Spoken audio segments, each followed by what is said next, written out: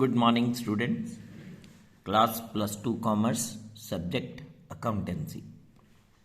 So open up page number 3.33 of chapter Comparative Statements and Common Size Statements. Today we are going to solve beta question number 23. It comes under topic Common Size Statement of Profit and Loss. ये इस chapter का last topic है बेटा. Format I have already drawn. So what we have to do, we have to give the title, topic, common size statement of profit and loss for the year ended. तो date आ जाएगी यहाँ पे 31st March 2020 and 31st March 2021. ये title दे देना बेटा. Format column statement of p and l का format, particulars note number, but while preparing common size statement here they are written in ascending order, जबकि statement of P&L के अंदर दिए होते थे descending, पहले 21 फिर 20. लेकिन जब हमने common size statement of P&L prepare करनी है तो पहले 31st March 2020 then 2021, then percentage in 2020, percentage in 2021. Topic is common size. So we have to express all these items in a percentage form on the basis of some common base. So common criteria. So how to calculate percentage? So for that we have to apply a formula. So for example, we want to calculate percentage in 2020. So how it will be calculated? So we have to take individual item of 2020, individual item. And it will be divided by RFO of 2020, यानी revenue from operation. यानी any item we can take of 2020 and if it will be divided by RFO and it will be expressed in percentage form. Same formula will be applied in 2020 and same formula will be applied in 2021. Only thing, in 2020 RFO will be taken of 2020 as well as individual item of 2020, and for 2021 RFO will be of 21 and individual item also of 21. So let us solve this question. I have already framed the structure. Revenue from operation 20 lakh, 25, other incomes 50,000, 1 lakh. So by adding these two we can calculate total revenues 1 plus 2. तो 20 lakh plus 50, 20 lakh 50,000, 25 plus 1, 26 lakhs. Number 4, expenses. इसमें 3 expense थे बेटा. एक था cost of material consumed, employee benefit expense और other expense. Other expense में additional information के अंदर given था कि it includes provision for tax. तो हमने other expense में जो provision for tax की amount included थी subtract करके remaining other expense लेनी है. Then we have to add up the total expense. Profit before tax आ गया 3 - 4 करके 20,50,000 में से 1350 माइनस के ये आ गया.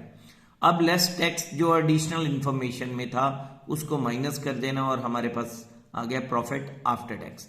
Now simply we have to calculate the percentage. तो 20 lakh individual item divided by also 20 lakh, तो it's percentage will be 100%. In the same manner 25 lakh divided by 25 lakh multiplied by 100 तो 100%. Then 50,000 divided by 25 lakh 20 lakh, that will be expressed. तो देखो ये आ जाएगा 5 0 तो cut ही जाएंगे ना, 4 0, 5 over 200 multiplied by 100, तो ये आ जाएगा 2.5%, 2.5%. चेक भी कर लेते हैं. 5 over 2 तो ये आ गया हमारे पास 2.5%. टोटल निकालेंगे तो ये बन जाएगा 102.5%. ऐसे ही 10 over 20 multiplied by 100 50%. 2 over 20 multiplied by 100 तो 10%. 1,50,000 ओवर ये आ जाएगा बेटा 2.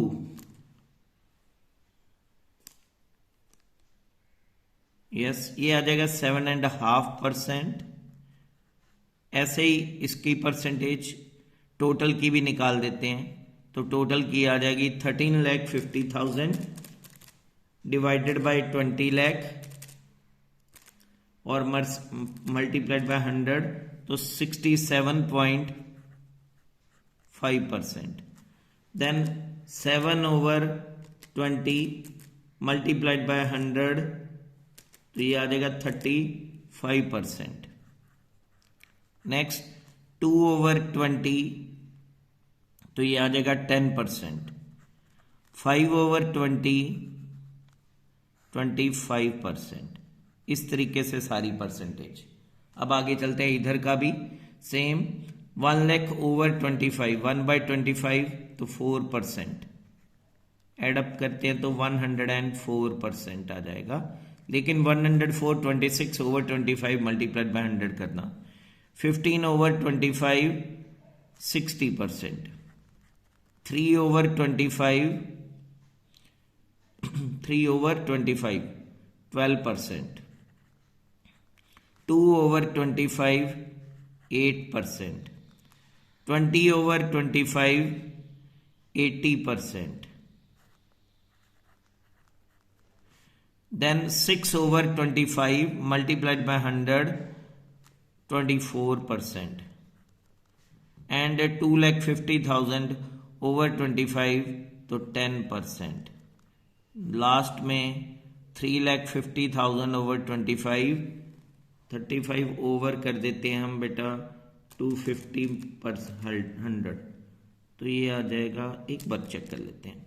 3,50,000 over 25 lakh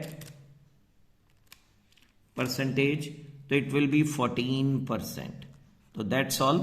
तो इस तरीके से इस क्वेश्चन को कंप्लीट करना है. Hopefully you are able to understand. इसी के साथ बेटा ये चैप्टर वाइंड अप होता है. कल से हम नया चैप्टर शुरू करेंगे, कैश फ्लो स्टेटमेंट. बाय बच्चों.